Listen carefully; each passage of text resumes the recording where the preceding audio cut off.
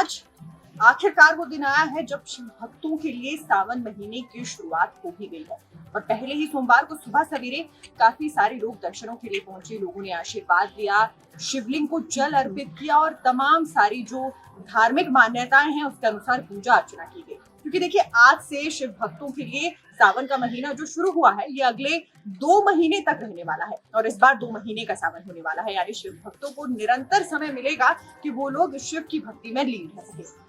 हालांकि इस दौरान अगर हम बात करें तो शिव के लिए ये पावन महीने की शुरुआत से पहले ही प्रदेश भर में अलग अलग नदियां इतने उफान पर थी कि मंदिरों में पानी जा घुसा। बात कर रही हूँ पंचवक्त्र मंदिर की। खुद नदियां जो है मंदिरों में शिव को जल अर्पित करने के लिए पहुंची है। भारी तबाही हालांकि देखने को मिली, लेकिन आस्था बनी रही है और वो पंचवक्त्र मंदिर ने और ज्यादा मजबूत कर दी है। क्योंकि देखिए, मंदिर को किसी तरीके का कोई नुकसान नहीं हुआ। शिव भक्तों के लिए ये भी बहुत खास था। हालांकि आपने देखा होगा कई तरह के कावड़ यात्रा भी इन दिनों निकल रही है। सभी शिव को जल अर्पित करने के लिए हरिद्वार से खुद जल लेकर पैदल यात्रा करके पहुंच रही हैं अलग अलग शिव मंदिर। यानी आस्था जो है देखते ही बढ़ रही है। कितनी मजबूत आस्था है, इसके कई सारे परिणाम है। क्यों अंकिता?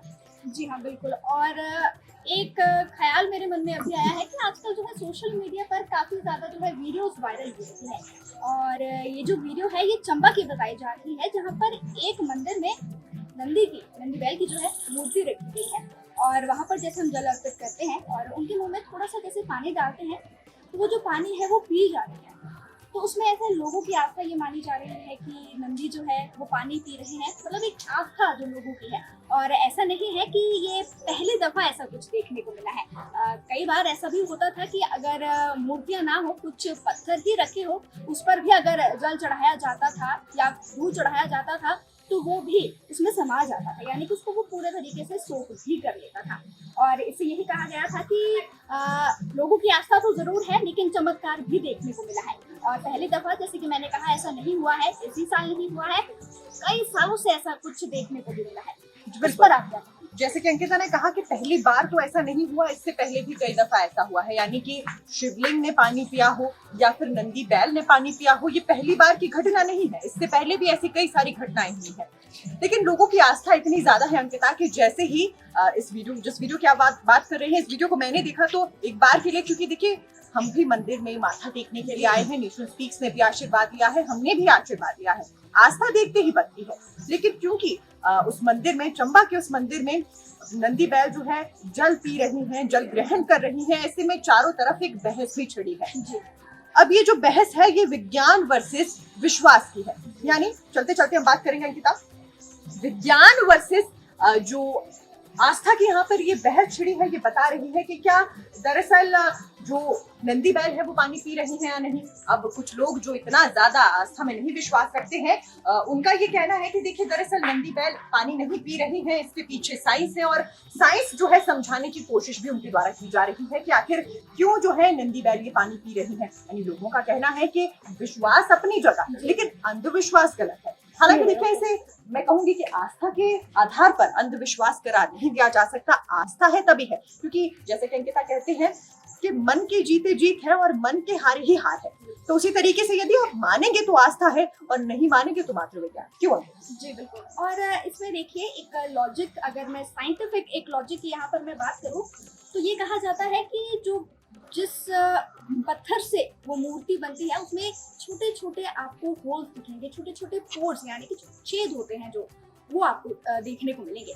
और फिर जब आप उसमें पानी डालते हैं या उन्हें पानी पिलाते हैं, जल अर्पण जैसे आप करते हैं, दूध चढ़ाते हैं, तो वो जो छोटे छोटे पोर्स हैं वो उसमें पूरे तरीके से वो अपने आप को पानी को जो है सोख कर लेता है। तो एक ये साइंटिफिक रीजन ये माना गया है, जो साइंस के द्वारा ये कहा गया है, जितने भी हमारे साइंटिस्ट है, वैज्ञानिक है, वो कहते हैं कि वो सो कर लेता है और इसमें कोई चमत्कार वाली बात नहीं है।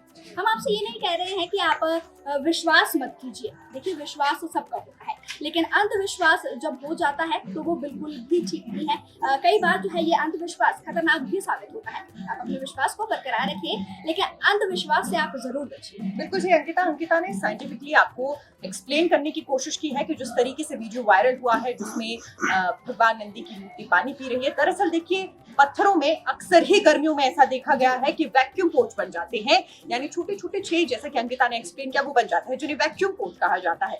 और जब भी कोई पानी की बूंद या फिर लिक्विड, जिसमें आप दूध को भी शामिल कर सकते हैं, पानी को भी शामिल कर सकते हैं, इन्हें चढ़ाया जाता है, इस पर गिराया जाता है या इसके समीप लाया जाता है, तो वो वैक्यूम पोर्ट जो है उससे अपनी तरफ ऑब्जर्व कर लेते हैं, जिससे हमें लगने लगता है कि हो सकता है कि नंदी भगवान की ये मूर्ति या फिर शिवलिंग जो है पानी को पीने लगी हो। दरअसल अगर आप आस्था के आधार पर देखें तो शायद पीना ही कहा जाएगा, लेकिन अगर आप साइज के आधार पर देखेंगे तो सिर्फ वैक्यूम सक्शन है जो लिक्विड का हो रहा है।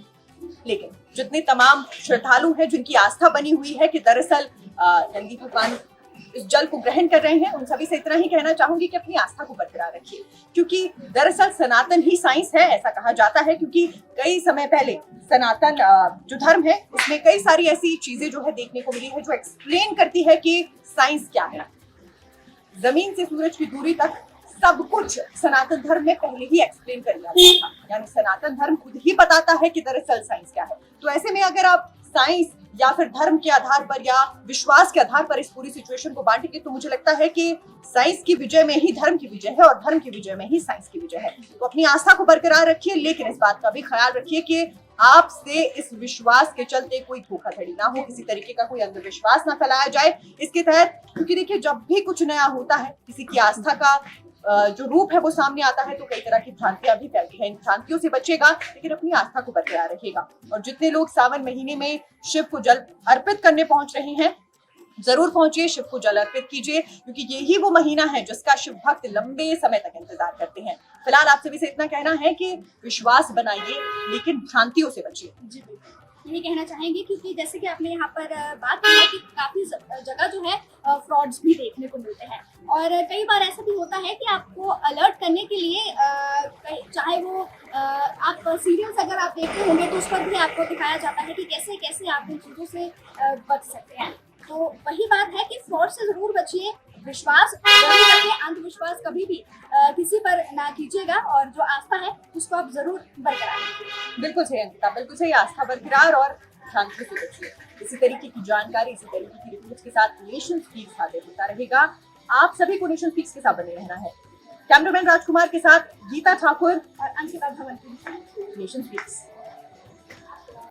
नेशन स्पीक्स, अब बोलेगा हिंदुस्तान।